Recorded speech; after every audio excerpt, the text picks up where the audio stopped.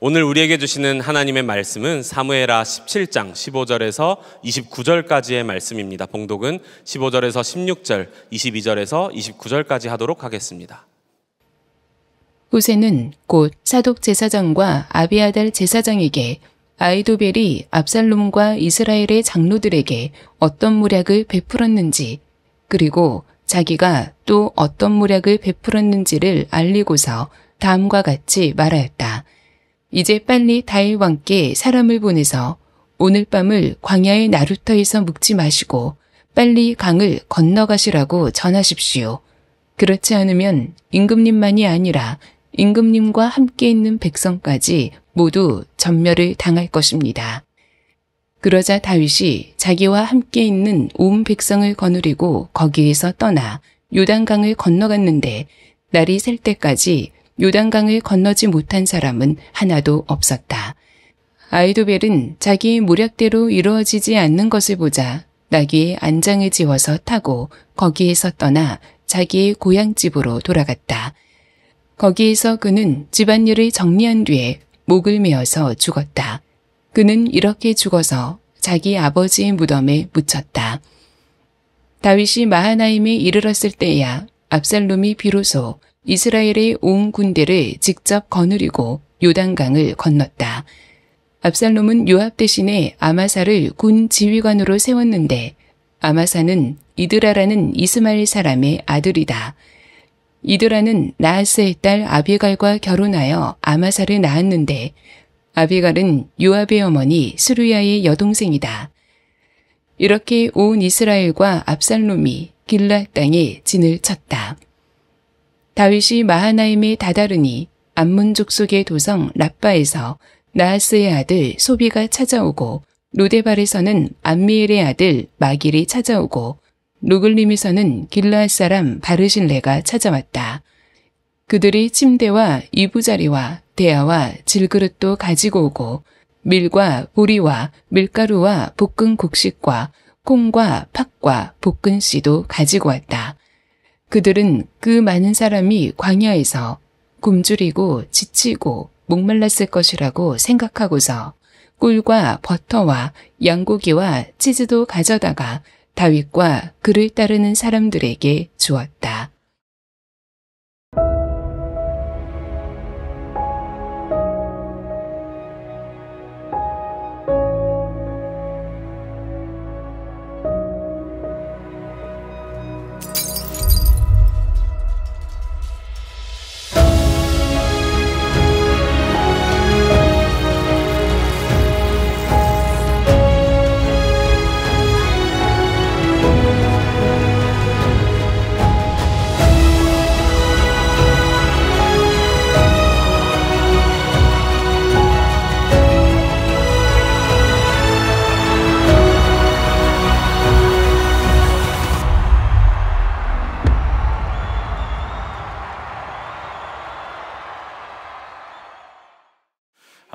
사무엘하 하나님 나라를 세우는 사람 20번째입니다. 그 사람 때문에 신앙의 발걸음을 멈추시겠습니까? 라는 제목의 말씀을 나누겠습니다.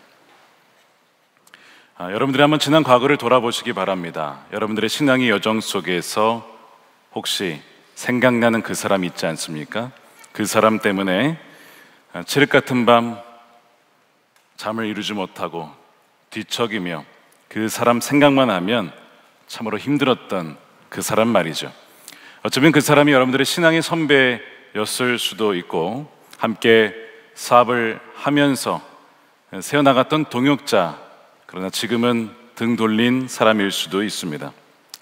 어쩌면 그 사람이 존경했던 교회의 지도자였을 수도 있고 여러분들이 사랑하는 가족이었을 수도 있습니다. 마음속 깊은 곳에서 정말 하나님이 살아계신가? 라고 하는 질문을 던지게 만든 그 사람이 거의 한 사람쯤은 다 있으시리라 생각합니다. 그런데 우리 자신이 누군가에게 그 사람일 수도 있습니다. 우리도 누군가에게 상처를 주고 말로, 표정으로, 행동으로 의도하든 의도하지 않든 그렇게 상처를 준 그 사람이 바로 나일 수도 있습니다. 그것 때문에 용광로처럼 뜨거웠던 신앙의 열정이 사그러들고 그렇게 새벽마다 무릎을 세웠는데 더 이상 기도할 힘이 없고 기쁨으로 향하던 교회 문턱이 왜 이렇게 높은지, 또 그 언덕이 왜 이렇게 높은지, 나의 발걸음 왜 이리 무거운지 천근만근 걷는 것이 쉽지가 않습니다. 이렇게 상처는 우리 마음속에 커다란 웅덩이를 파고 거기에 고인 물은 우리의 영혼을 서서히 잠식하고 우리 영혼을 병들게 만듭니다. 그리고 오늘 바로 이 설교의 제목처럼 이것이 하나님께서는 우리에게 묻는 질문입니다. 그 사람 때문에 신앙의 발걸음을 멈추시겠습니까?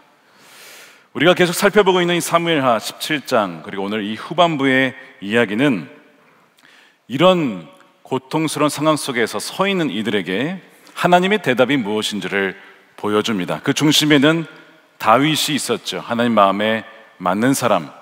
그런데 그는 밧세바와 간음을 하고 죄를 지으며 무너지고 실패한 왕이 되었습니다.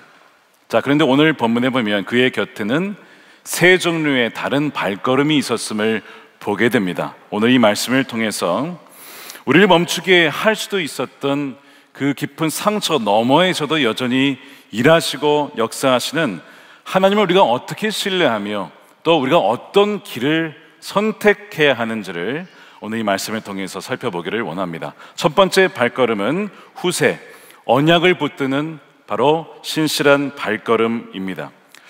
우리가 이미 살펴본 것처럼 후세는 지난주에 아히도벨의 계략이 꺾어지고 후세의 전략이 채택이 되어서 이 압살롬 진영에 사실상 혼란을 준 그 장본인입니다. 그의 입장에서 아히도벨의 계략이 안 됐구나, 잘 됐다, 그렇게 하고 안심하고 이제 손을 놔버릴 수도 있었던 상황이었습니다. 우리의 신앙을 발걸음을 멈추게 하는 것이 누군가의 상처 때문이기도 하지만 그러나 안도감, 이제는 뭔가 됐다 싶은 거짓 평안함, 이것도 우리의 발걸음을 멈추게 하죠. 바로 후세가 그런 상황이 있을 수도 있었으나 후세는 거기에 멈추지 않고 오히려 자신이 감당해야 될 그 다음 스텝을 향하여서 달려나갑니다. 바로 다윗에게 이 소식을 전해주러 가죠. 오늘 이 본문의 말씀을 보게 되면 성경이 우리에게 가르친 참 놀라운 신비를 보여줍니다. 하나님의 주권이 있다면 그리고 거기에 맞는 인간의 응답은 어떻게 조화를 이룰 수 있느냐? 오늘 말씀은 뭐라고 하냐면 하나님께서 벼랑 끝에서 붙드시고 우리를 세우시는 그 은혜가 있지만 그렇다고 해서 우리는 가만히 있어도 된다는 것은 결코 아니라고 하는 것입니다. 하나님의 주권이 있지만 그러나 그 가운데 그 주권에 응답하여 순종하는 일을 통하여 하나님이 그 뜻을 이루신다는 사실을 보여줍니다. 이 놀라운 두 가지의 신비를 사도 바울은 빌립보서 2장 12절과 13절에서 이렇게 말씀하고 있습니다. 그러므로 사랑하는 여러분, 여러분이 언제나 순종한 것처럼 내가 함께 있을 때뿐만 아니라 지금과 같이 내가 없을 때에도 더욱더 순종하여 두렵고 떨리는 마음으로 자기의 구원을 이루어 나가십시오. 하나님은 여러분 안에서 활동하셔서 여러분으로 하여금 하나님을 기쁘게 해드릴 것을 소원하고 염원하게 하시고 실천하게 하시는 분이십니다. 자, 이것이 하나님의 주권과 인간의 의지와 순종의 놀라운 신비입니다. 하나님께서 우리 안에 역사하시기 때문에 우리는 가만히 있어도 되는 것이 아니라 바로 두렵고 떨림으로 내가 해야 될 일은 무엇인가를 기억하고 분별하고 기도의 자리이든 그것이 내 몸을 하는 것이든 순종이든 어떤 것이든지 함으로써 하나님의 구원이 실제로 우리 삶이 일어나도록 하는 것입니다. 자, 여기서 자기의 구원을 이루라는 것은 선한 행위를 통해서 구원을 얻어내라, 쟁취해라 이런 뜻이 결코 아닙니다. 그것은 바로 행위 구원이겠죠. 이 말씀은 그걸 말하는 게 아니라 하나님의 전적인 은혜로 말미암아 우리가 구원을 얻었을 때에 그 구원의 놀라운 기쁨과 역사가 우리의 삶의 구석구석에 우리의 배우자와 자녀들과 나의 삶 속에 순종의 삶을 통하여 일상에 그것이 나타나고 드러날 수 있도록 그렇게 순종을 드리라, 그것을 말씀하고 있는 겁니다. 마치 운동을 해야 우리의 몸 구석구석에 혈액순환이 쫙쫙 되어서 건강해지는 것처럼 구원의 심장이 여기만 머물지 않고 우리 삶의 구석구석 뻗어나갈 수 있도록 구원을 이루어 나가라. 이것이 이 빌립보서의 말씀인 것이죠. 그래서 하나님께서 아히도벨의 계략을 어리석게 하였는데 어떤 방식이었냐면 후세가 목숨 걸고 적진의 스파이로 뛰어 들어가서 담대하게 전략을 내놓음으로써 그런 그의 지혜와 그런 순종을 통하여 하나님은 그 일을 이루셨다는 것을 보여주고 있습니다. 더 나아가서 여기에 그치지 않고 다윗에게 그의 부하들에게 이 소식을 전하여 확실하게 이 위기를 피해 나갈 수 있도록 자신의 역할을 감당한 사람이 바로 후세입니다. 후세가 이렇게 필사적으로 달렸던 이유는 무엇일까요? 그냥 다윗의 친구라서? 그것이 아닙니다. 후세가 다윗이 범죄할 줄 몰라서? 그것도 아닙니다. 다 알고 있었습니다. 그런데 후세가 여전히 다윗을 도와주고 그 파렴치한 죄인이었던 다윗을 지지하는 이유는 단지 친구이길 떠나서 실패한 다윗 너머에 있는 여전히 하나님께서는 그를 기름 부으셨고 그를 통하여 영원한 언약을 세우셔서 하나님의 나라를 세우신다는 것을 후세는 알았고 믿었기에 여전히 다윗을 도와주고 그의 발걸음은 그에게 향해 있었던 것입니다. 내 발걸음이 여기서 멈추게 된다면 다윗은 한 사람의 생명이 사라질 뿐만 아니라 하나님의 구원 계획 전체가 사라질 것을 알았기에 후세는 목숨 걸고 친구를 위하여, 아니 하나님 나라를 위하여 그렇게 달려갔던 겁니다. 자, 이 후세의 발걸음을 보면서 우리에게 이 말씀은 질문합니다. 여러분들의 충성은 누구를 향하고 어디를 향하고 있습니까? 사람에게 대한 충성입니까? 아니면 정말 하나님과 주님과 하나님 나라를 향하여서 그 충성이 드려져 있습니까? 우리가 사람을 의지하고 사람에게 충성하면 그 사람에게 실망하고 상처를 받으면 떠나게 됩니다. 우리의 신앙은 쉽게 무너지게 돼요. 목회자를 의지한다거나 다른 어떤 사람을 의지하게 되면 그 사람의 실망스러운 모습 때문에 신앙이 흔들릴 수가 있어요. 그러나 우리의 충성이 그 사람 너머에 계신 여전히 우리 인간의 연약함에도 불구하고 하나님의 뜻대로 다가오는 하나님 나라가 온전히 임할 수 있도록 지금도 역사하시는 그 하나님을 믿는다면 우리는 어떠한 실망스러운 일을 당해도 우리는 거기에 멈추지 않고 계속해서 믿음의 여정을 달려나갈 수가 있는 것이죠. 바로 이 후세가 우리에게 주는 교훈이 이것입니다. 사람이 아니라 그 너머에 있는 하나님을 신뢰함으로 충성되게 우리에게 맡겨진 역할을 끝까지 감당해야 한다는 것이죠. 두 번째 발걸음은 마길입니다. 은혜를 기억하는 신실한 발걸음입니다. 다윗이 결국에는 이제 요단강을 건너서 피하게 됩니다. 마하나임이라는 지역을 갔을 때에 그를 찾아오는 세 명이 있었습니다. 자, 27절 보십시오. 다윗이 마하나임이 다다르니 암몬 족속의 도성 라빠에서 나하스의 아들 소비가 찾아왔고 로데발에서는 암미알의 아들 마길이 찾아왔고 그 다음에 로글림에서는 길앗 사람 바르실레가 찾아왔다. 이 세 명이 찾아오게 됩니다. 그냥 온 게 아니라 빈손으로 온 것이 아니라 침대와 이부자리와 밀과 보리와 같은 음식을 잔뜩 가지고 와서 다윗과 그를 따른 사람들에게 나눠줍니다. 그러면서 29절에 보면 그들의 마음이 보여지죠. 그들은 그 많은 사람이 광야에서 굶주리고 지치고 목말랐을 것이라고 생각하고 꿀과 버터와 양고기와 치즈도 가져다가 다윗과 그를 따르는 사람들에게 주었다. 실패자로 온 다윗에게 왜 이 세 사람은 다윗에게 그런 그 사람들에게 찾아와서 그들을 극진히 섬기는 것일까요? 거의 모든 사람들이 등 돌린 상황에서 무엇이 그들로 하여금 자신의 모든 것을 내어놓을 정도로 그렇게 이 사람을 돕는 것일까? 말씀을 연구하다 보니까 이 마길이라고 하는 사람 누군지를 알게 되었습니다. 여러분, 사실 마길이 등장을 잠깐 했었습니다. 기억하십니까? 언제냐면 사무엘하 9장에 무비보셋이 동장할 때 그때 있었던 사람이에요. 무비보셋이 이제 자신의 가문이 몰락하고 숨어 지냈습니다. 누구의 집에 있었느냐? 바로 마길의 집에 있었습니다. 마길이 그 무비보셋, 사울의 손자여 요나단의 아들인 무비보셋을 자기 집에서 숨겨주고 그를 보호해 주었습니다. 그러니까 마길은 누구의 부하입니까? 사울의 충성스러운 신하였죠. 그런데 어느 날 다윗의 부하가 이 무비보셋을 찾으러 온 겁니다. 그리고 그를 데려갔어요. 그러니까 마길이 생각하기를 아마 이렇게 생각했을 겁니다. 아, 무비보셋도 그를 숨겨준 나도 이제 다 죽는구나. 정치적 보복과 피바람을 예상했을 거예요. 고대 왕정 때에도 보면 왕조가 바뀌면 이전 왕조의 잔재를 싹 없애는 그런 관행이 있었습니다. 뭐 현대 정치에도 그런 경우가 종종 있곤 합니다. 자, 이제 죽는구나 싶었는데 정말 자신의 길을 의심할 만한 이야기를 듣습니다.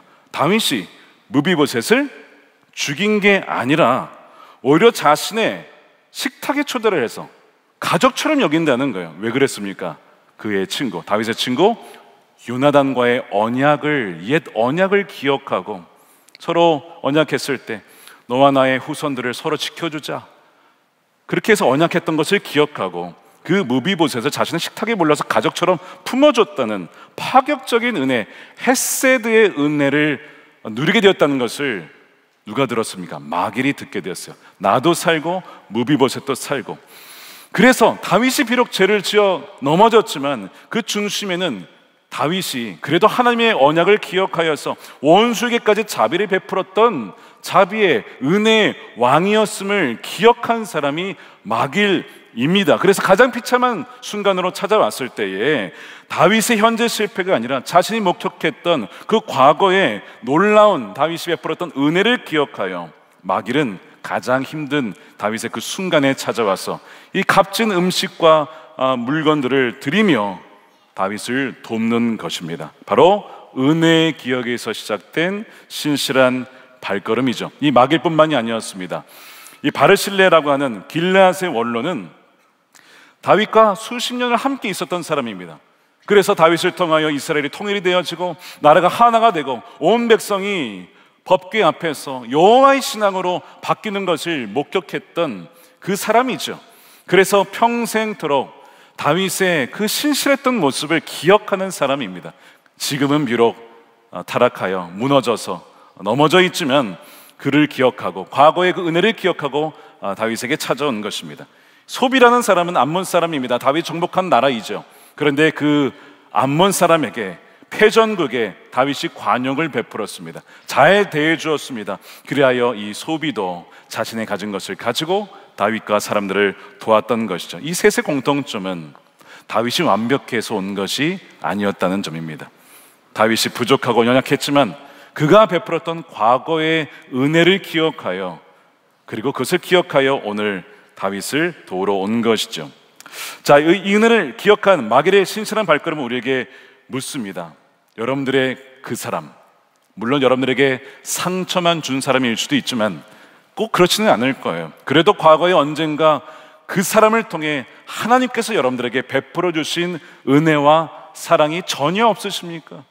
조금은, 아니 꽤 있을 수도 있습니다. 바로 그것을 기억하라는 거예요.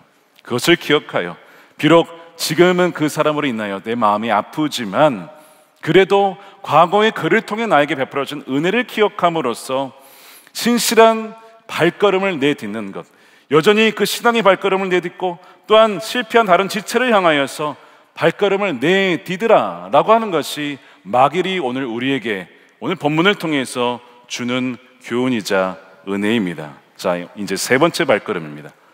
아히도벨, 상처에 멈춰버린 비극적인 발걸음입니다. 자, 오늘의 핵심 주제가 되겠습니다. 자, 후세의 발걸음이 있었고 마길의 발걸음이 있었고 이제 아히도벨의 발걸음이 있는데 그는 자신의 집으로 향합니다. 그리고 자신의 인생을 스스로 마감을 시키죠. 23절에 보니까 아히도벨은 자기의谋略대로 이루어지지 않는 것을 보자 안장을 쥐어 타고 거기서 떠나 고향으로 돌아가 집안일을 정리하고 목을 메어 죽었다. 똑똑한 사람입니다. 자신의 계략이 통과되지 않는 걸 보고 이대로 가면 우리는 진다, 반역자로 몰릴 것이고 나도 압살롬도 다 죽을 것이라는 것을 간파한 사람, 그렇게 머리가 명석한 사람이었어요. 그렇게 죽느니 차라리 먼저 스스로 죽자, 명예를 택한 것이죠. 아마 그가 죽게 된 것은 자신의 계략이 받아들이지 않아서일 수도 있고 명예를 택하기 위해서일 수도 있고 여러 가지 원인이 있을 것입니다. 그런데 이 모든 비극의 뿌리에는 바로 그 사람이 있었습니다. 여러분, 그 사람이 누굽니까? 다윗이죠. 전승에 따르면 바로 이 아히도벨은 밧세바의 누굽니까? 할아버지였습니다. 그는 자신의 사랑하는 손녀 밧세바의 가정을 파괴하고 충직한 군인이었던 손녀상의 우리아를 죽인 그 사람 다윗을 보면서 정의로운 분노에 휩싸였을 겁니다. 그래서 그는 소위 가나안 성도가 된 겁니다. 어떤 성도입니까? 안나가 성도죠. 공동체를 떠난 거예요. 아니, 더 나아가서 아예 신앙까지 버리는 무종교인, 영어로는 nuns. 나는 이제 신앙을 버릴 거야. 그렇게 무종교인이 되고 말았습니다. 그의 아픔은 진짜였습니다. 상처는 진짜였습니다. 정말 다윗 때문에 그렇게 된 것은 사실이었습니다. 그렇기 때문에 그의 분노는 옳고 정당해 보였지요. 이 지점에서 제가 한 가지 책을 소개해 드리겠습니다. 두란노에서 출간한 기독교 상담가 데이비드 시멘즈가 쓴 책입니다. 제목이 탓입니다. 특이하죠? 탓. 영어로는 if only, 만일 그러저러 했더라면, 뭐 이런 뜻이에요. 여기에서 저자는 남 탓하기 게임, 즉 블레임 게임의 비극을 이야기합니다. 이 책에서 고통에 직면한 인간이 어떻게 만약 이러했더라면 이라는 과거 시제 감옥에 스스로를 가두는지를 보여주고 있어요. 그에 대한 예를 누구를 드냐면 나사로가 병을 앓다가 죽었을 때에 예수님이 찾아오자 마리아와 마르다가 예수님께 이런 얘기를 하죠. 마르다가 예수께 말하기를, 주님이 여기에 계셨더라면 내 오라버니가 죽지 아니하였을 것입니다. 무슨 얘기입니까? 예수님 잘못이라는 거예요.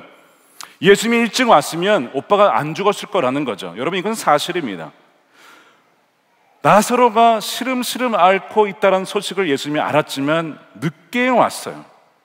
만약 그 소식을 듣자마자 왔으면 살았을 겁니다. 그러니까 이 마르다의 이야기는 맞는 말이 있어요. 맞는 면이 있습니다. 오라비의 죽음은 늦게 오신 예수님 탓입니다 라고 하는 이 미묘하지만 강력한 뭐가 있습니까? 책임 전가죠. 예수님 때문에 내 오라비가 죽었다는 거예요. 여러분, 사람이 감당할 수 없는 고통을 당하면 누군가에게 원망하고 싶고 책임 전가를 하고 싶은 것이 우리의 인간의 깊은 본성입니다. 이와 비슷하게 아히도벨도 치명적인 이 남탓하기 게임의 포로가 된 것이죠. 말씀드린 것처럼 그의 분노는 정당한 분노처럼 보입니다. 다윗은 명백히 받을 만했습니다. 탓을 받을 만했어요. 마르다의 말에 일리가 있었던 것처럼 아히도벨의 말에도 일리가 있었습니다. 원망할 만한 충분한 이유가 있었고 그의 마음이 얼마나 아팠겠습니까? 그런데 그 문제는 그 정당한 탓이 그의 인생 전체를 지배하는 최고의 우상이 되었다는 거예요. 그래서 그 정당한 분노가 하나님을 향한 신뢰마저 집어삼킬 때에 그것은 그의 영혼을 파멸시키는 독이 될 수 있다는 겁니다. 빅토르 위거의 소설 레미제라블에 자베르 경감이 등장합니다. 계속 내내 장발장에게 너는 죄인이야 계속 그 얘기를 하고 다니죠. 그러니까 저스티스, 정의를 상징하는 인물이 자베르 경감입니다. 그런데 그의 마지막이 어떤지 기억나십니까? 아히도벨처럼 스스로 목숨을 끊습니다. 왜 목숨을 끊죠? 장발장이 죄인이죠. 물론 훔쳤으니까요. 근데 그가 변합니다. 그가 사랑하는 자로, 배려하는 자로, 자비로운 자로 그의 변화를 보면서 있을 수 없는 일이야. 자신의 심년책에 범죄자는 반드시 악인이어야 한다. 악인은 바뀌지 않는다라는 그 신념이 무너집니다. 그것을 견디지 못하고 스스로 센강에 자신의 몸을 던지는 거예요. 자, 이 자베르 경감의 정의는 부분적으로는 옳았을지 모르겠지만 그의 정의는 뭐가 없냐? 죄인을 용서하시고 회복시키는 하나님의 은혜는 전혀 들어설 자리가 없었던 겁니다. 아히도벨도 마찬가지였던 거예요. 다윗을 향한 내 나름대로의 정의가 있었어요. 다윗을 향해 심판이 이러저러 한다는 것이 있었습니다. 그런데 그 심판이 실패하고 안 되자 하나님의 은혜로운 그 통치 자체를 거부하고 스스로 생을 마감을 해버린 것입니다. 그는 평생을 다윗만 아니었더라면 오랜 시간을 과거의 그 상처에 갇혀서 현재도 살지 못하고 미래도 살지 못하고 계속 그 복수와 상처와 남 탓, 그 사람 탓, 거기에 매몰려 살았던 것이요, 완전히 매몰되어 살았던 것입니다. 더 무서운 것은 이 탓이 누구를 향하는가? 처음엔 당연히 다윗을 향했죠. 이 다윗만 아니었더라면 그렇게 되지 않았을 텐데, 그 분노가 나중에 하나님이 다윗을 죽이지 않아요.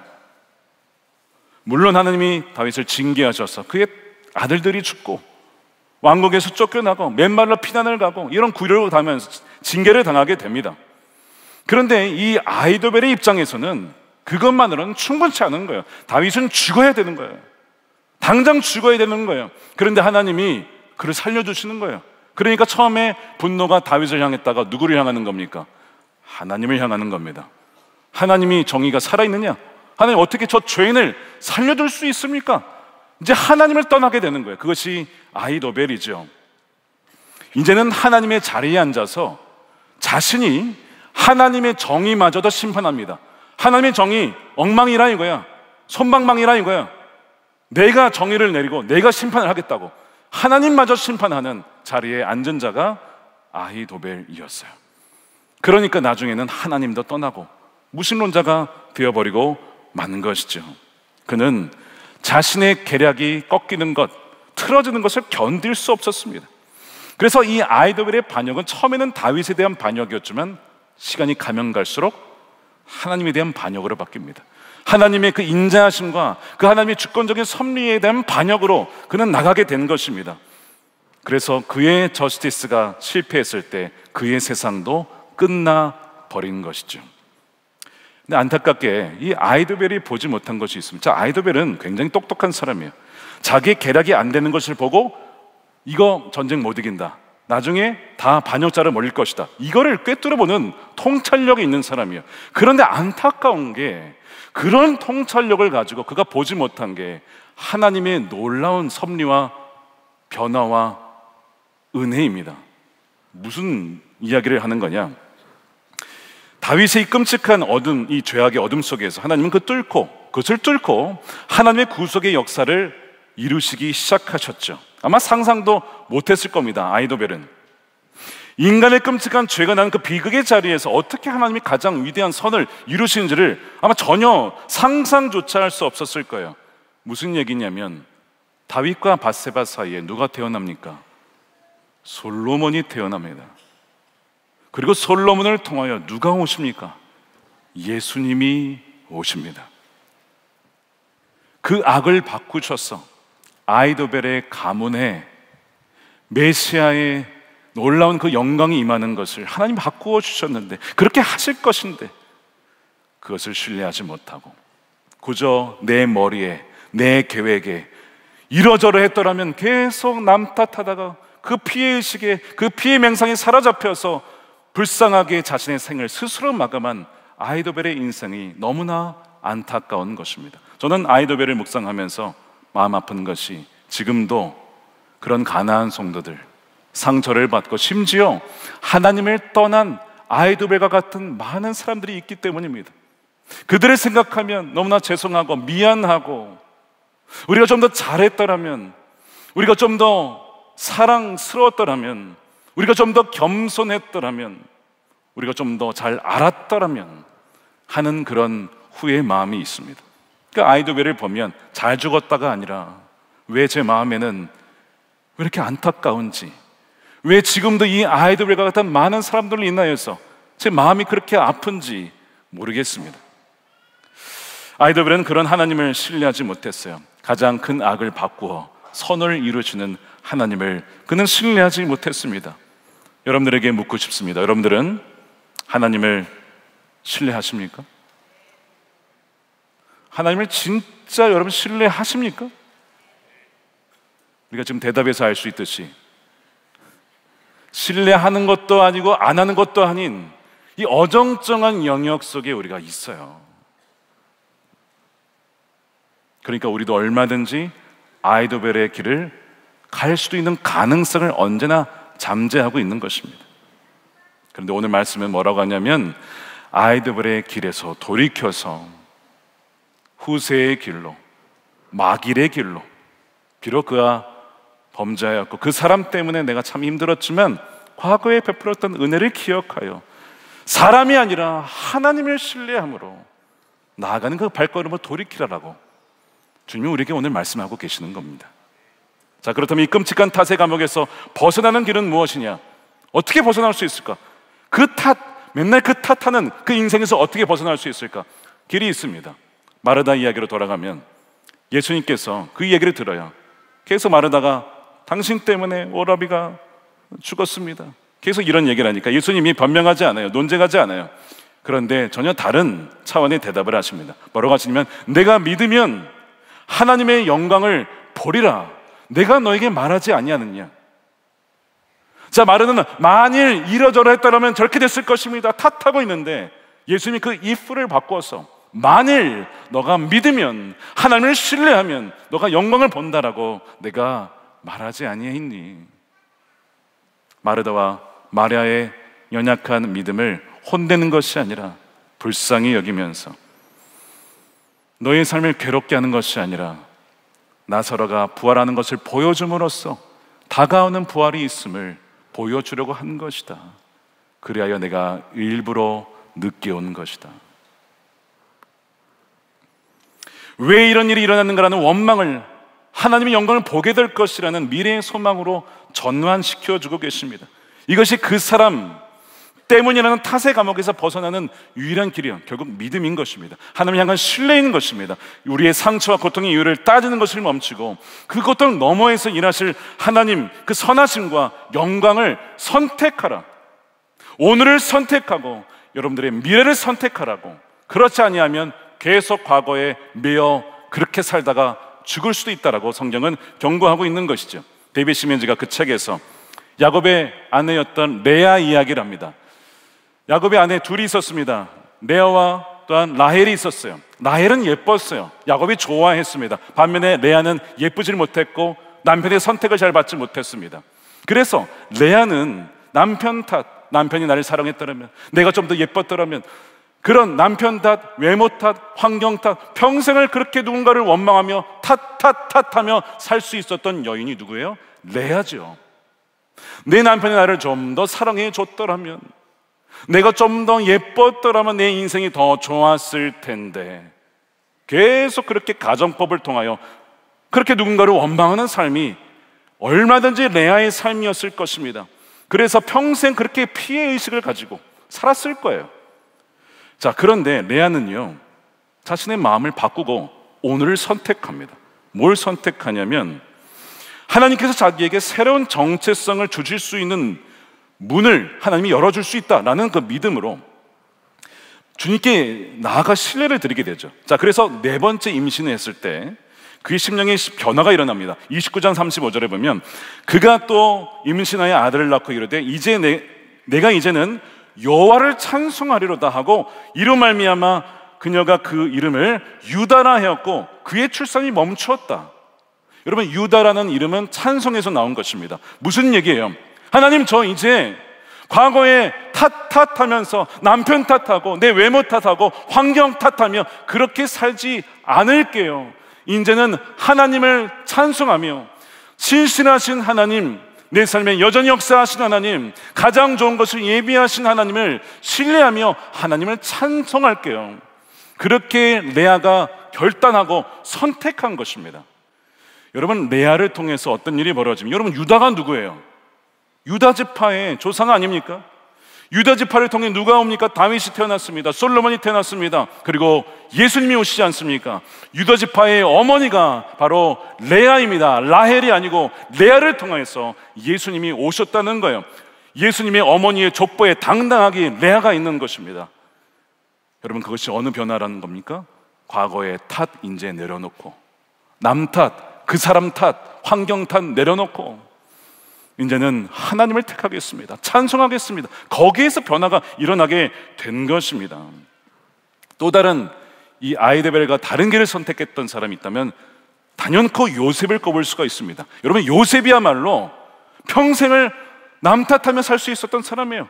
형들이 나를 구덩이에 던지지 않았더라면, 형들이 나를 노예로 팔지 않았더라면 내 인생이 이렇게 힘들지 않았을 거야. 얼마든지 평생을 원망하고 저주하고 그렇게 살 수 있었던 피식 가득 찬 상처받은 사람으로 평생을 살다가 끝났을 겁니다. 자, 그런데 요셉이 몇십 년 뒤에 형들 만났을 때 어떻게 하던가요? 당신들 때문에 내 인생이 이렇게 망쳤어 라고 하던가요? 아니요. 참 놀랍게 이렇게 얘기를 하죠. 창세기 50장 20절에 형님들은 나를 해치려고 하였지만 하나님은 오히려 그것을 선으로 바꾸셔서 오늘과 같이 수많은 사람의 생명을 구원하셨습니다. 요셉은요, 형들의 죄를 부정하진 않았어요. 당신들이 나를 해하려 했습니다. 그거는 맞다는 거예요. 근데 거기가 끝난 게 아니에요. 많은 사람들이 거기서 끝나요. 그 사람들 탓하면서 거기서 끝납니다. 그런데 요셉은 더 나아가서, 그런데 하나님은 그 악의적인 그 탓 너머에 있는 하나님의 선하신 계획과 주권을 바라보기로 결정하고 뭐 한 거예요? 선택한 것입니다. 그랬더니 그의 인생을 통하여 무슨 일을 행하셨죠? 가족들을 다 구원하고, 아니 애굽 전체를, 그 지역 전체를 그 환난과 기근에서 건질 수 있도록 하나님 그를 통하여 하는 영광을 받으셨어요. 얼마든지 평생 탓하다가 끝날 인생. 그러나 우리가 알고 있는 그 요셉, 그 신실한 믿음의 사람 요셉은 바로 그것을 극복하여서 하나님께 신뢰를 둠으로 변화된 인생을 살았다는 것입니다. 자, 여러분, 우리도 똑같습니다. 우리에게도 그 사람들이 다 있어요. 아마 없는 사람 거의 없었을 거예요. 제가 오늘 예배를 다 드리고 성도님들을 만났는데, 목사님, 저에게도 그 사람이 있었어요. 누가 있었어요? 없는 사람이 없어요. 다 있는 거예요.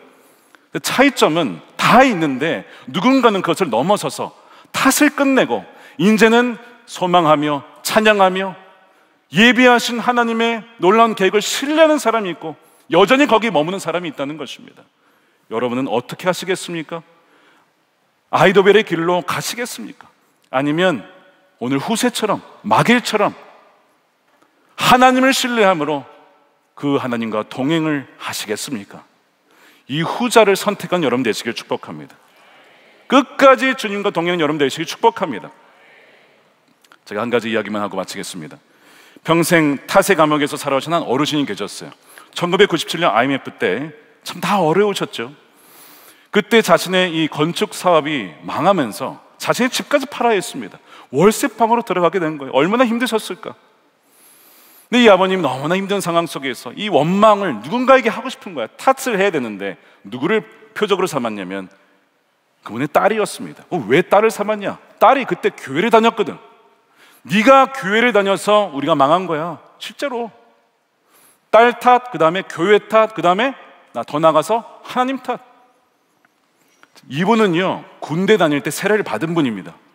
자, 그런데 무너지고 실패하자 그렇게 교회 탓하고 하나님 탓하면서 하나님을 떠나게 된 거예요. 그때부터 박해가 시작됐어요.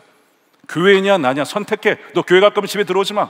딸을 그렇게 구박하고 언어로 폭력하고 집어 던지고 때리고, 딸이 너무나 슬퍼서 학교 갈 때에도 가기 전에 교회를 가고 갔다 와서도 교회 가서 기도하고, 처음에는 아버지에 대한 원망이 일었다가 이것이 나중에는 하나님께로 가더래요.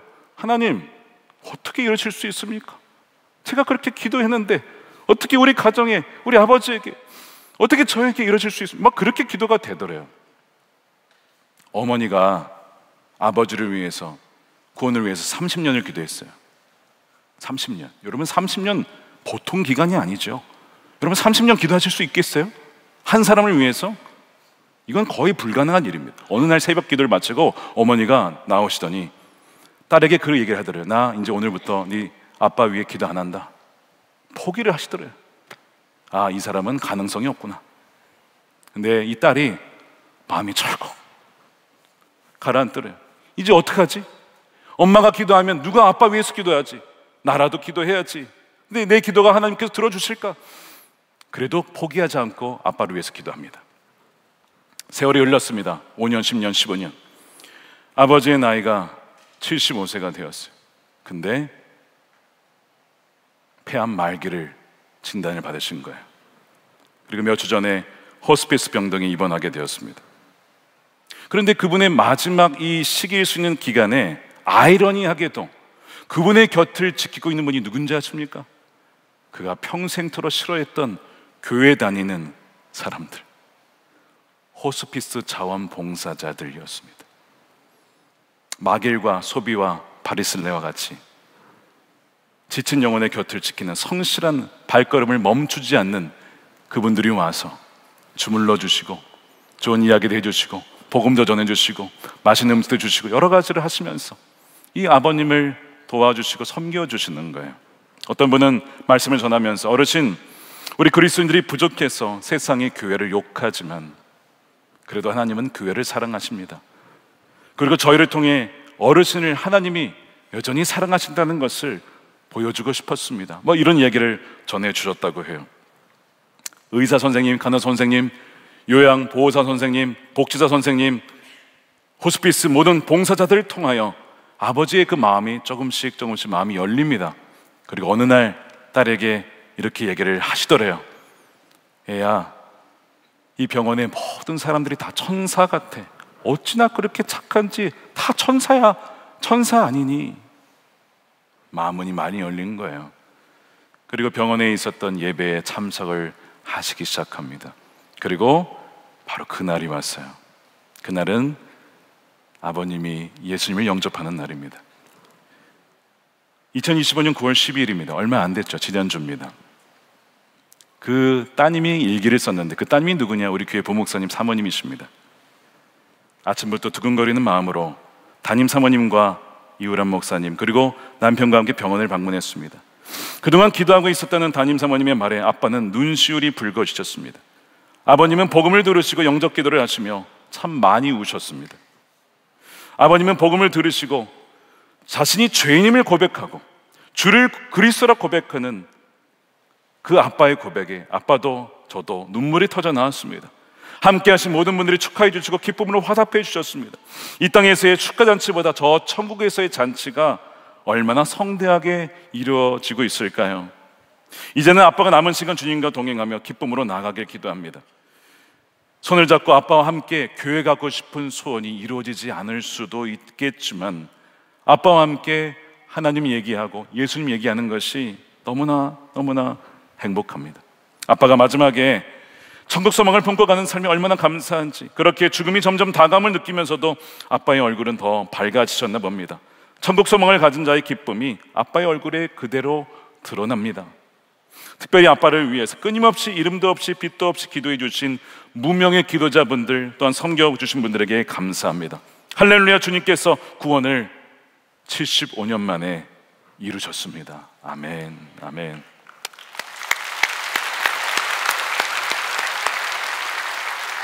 지난주 목요일에 그 병원에서 예배가 있어서 교직원 예배에 참여해 말씀을 전하고 그 아버님을 뵙고 손을 꼭 붙잡아 드리고 기도해 드렸어요. 얼마나 감사해 하시던지, 얼마나 좋아하시던지. 아이도벨과 같이 딸 탓하고 교회 탓하고 하나님 탓하며 살았던 그분이, 근데 그분의 마지막 인생은 아이도벨과는 전혀 달랐습니다. 돌이켜서 주 예수님을 택하고 하나님 나라의 백성이 되어서, 비록 몸은 쇠하고 이제 얼마 남지 않았지만 생명이, 그러나 그의 얼굴에는 평강과 기쁨과 감사의 미소가 가득 지어져 있는 것을 보았습니다. 여러분, 우리의 길 앞에 많은 갈래길이 있습니다. 여러분들은 어느 길로 가시겠습니까? 과거의 탓에 머물러서 스스로를 감옥에 가두며 그렇게 평생 그 사람 탓하며 환경 탓하며 누구를 탓하며 그렇게 피의식에 사로잡혀 사시겠습니까? 아니면 그 사슬을 끊고 오늘을 선택하여 소망으로 여호와를 찬송하리로다 했던 레아처럼, 형들을 용서하고 그 모든 것을 바꾸셔서 생명으로 인도하셨다고 고백한 요셉처럼 그렇게 사시겠습니까? 후자를 선택하여 끝까지 주님과 동행하여, 하나님 감사합니다, 모든 나의 아픔과 상처를 치유하여 주시고 가장 선한 길로 인도해 주신 주님을 찬양합니다. 그렇게 주 앞에 설 수 있는 저와 여러분 되시기를 주님의 이름으로 축원드립니다. 아멘. 우리 함께 기도하겠습니다. 이 시간 기도할 때에 주님, 우리가 그 사람 탓하며 누구를 탓하며 환경 탓하며 사건을 탓하며 과거 탓하며 그렇게 살아온 적이 있습니다. 아니, 지금도 그런 때가 참 많이 있습니다. 참 원망스러운 사람이 있습니다. 주님, 우리의 마음을 치유해 주십시오. 믿음의 눈을 열어주시기를 원합니다. 그 모든 것을, 악을 바꾸어 선을 이루시는 놀라운 신비의 주권적인 하나님의 섭리를 우리가 신뢰함으로 주님, 아이도벨의 길이 아니라 후세처럼 또 마길처럼 언약을 기억하고 과거의 그 은혜를 기억하여 오늘도 신실하게 역사하실 하나님을 선택하는 우리가 되게 해달라고. 혹시 우리 여러분 주변에 누군가로 인하여서 실족한 사람이 있습니까? 가난한 성도가 있습니까? 믿음에서 떠나가려고 하는 사람이 있습니까? 그분들을 위해서 중보해서 기도했으면 좋겠습니다. 그분들을 떠올리며 아히도벨의 길로 끝나지 않고 주께로 돌아올 수 있도록, 이 마지막 아버님처럼 주께로 돌아올 수 있도록 우리 함께 중보하며 기도하겠습니다. 살아계신 아버지 하나님, 감사합니다. 주님,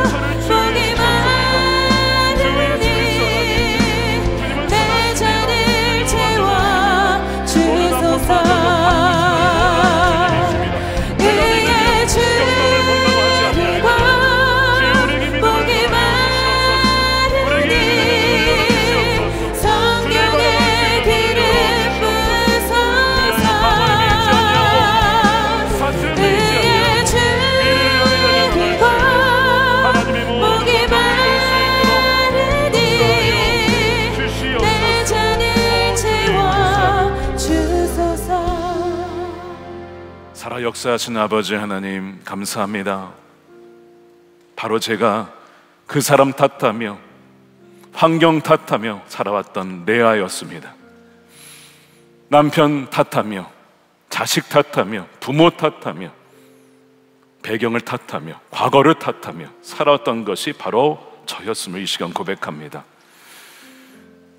예수님 때문에 내 오라비가 죽었습니다 라고 했던 것이 바로 우리였음을 고백합니다. 주님, 이 시간에 우리의 마음에 그 과거의 아픔과 상처를 주여 어루만져 주시기를 원합니다. 아히도벨처럼 그 사람 때문에 상처를 입은 사람들이 있습니다. 그리스도인들에게 교회에 또 상처를 받는 사람들이 있습니다. 주여, 그들을 놓치지 마시고 그들의 마지막이 스스로 목숨을 끊는 아히도벨의 그런 마지막 비극적인 모습이 아니라 돌이켜서 후세와 같이 마겔과 같이 그 악을 넘어서 빛을 뚫고 어둠을 뚫고 빛으로 나와 악을 선으로 바꾸시는 하나님의 놀라운 소망과 그 섭리를 바라보는 그 믿음의 눈을 활짝 열어주시기를 원합니다. 레아가 모든 원망을 그만두고 여호와를 찬송하겠습니다 결단하여 그녀의 인생이 완전히 바뀌었던 것처럼 요셉이 형들을 용서하고 당신들을 통하여 하나님께서 우리를 생명을 구원하시려고 이렇게 하셨다라고 하나님의 놀라운 주권적인 섭리를 고백하는 요셉처럼 우리의 믿음의 고백과 결단을 통하여 과거에 매이는 삶 아니라 현재를 살아가고 미래를 향해 달려나갈 수 있는 거룩한 주의 백성들이 되게 하여 주시옵소서. 용서를 선택하고 화해를 선택하고 하나님, 그리하여 과거에 악모였던 모든 과거를 다 끊어버리고 이제는 우리를 향해서 준비된 정말 희망찬 미래를 향해 달려나갈 수 있는, 발걸음을 내디딜 수 있는 우리 선언목적의 모든 예배자들의 삶과 가정과 저들의 자녀들의 삶이 되게 하여 주시옵소서. 이 시간 귀한 것 구별할 11조로 감사헌금으로 성경금으로 주님께 올려드립니다.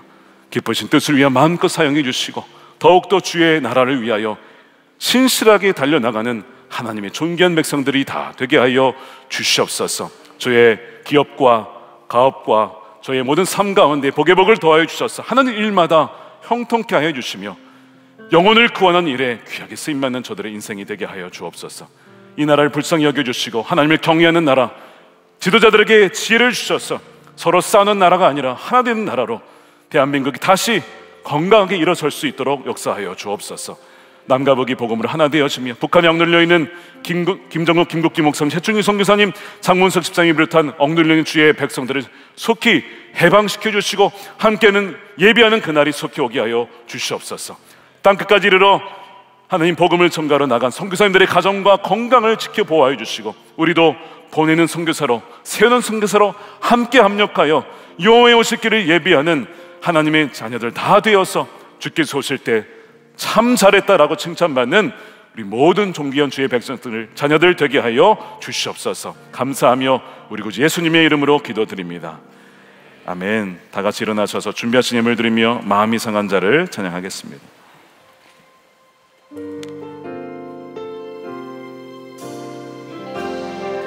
마음이 상한 자를, 마음이 상한 자를 고치시는 주님, 하늘의 아버지 날 주관하소서.